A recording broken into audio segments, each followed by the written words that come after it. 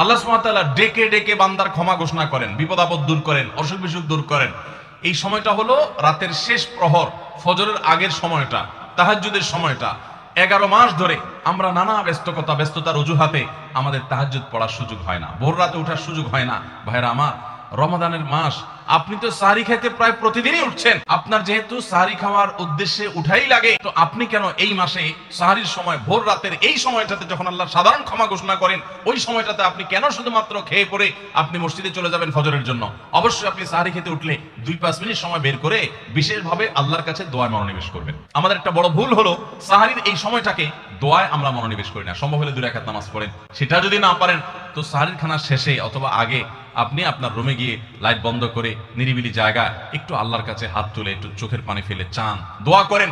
দোয়ার এই সুযোগটা 11 মাস আপনি পান না, রমজান মাসে সাহরির উসিলায় পেয়েছেন, তো আপনি সেই সুযোগটা কেন হাতছাড়া করবেন?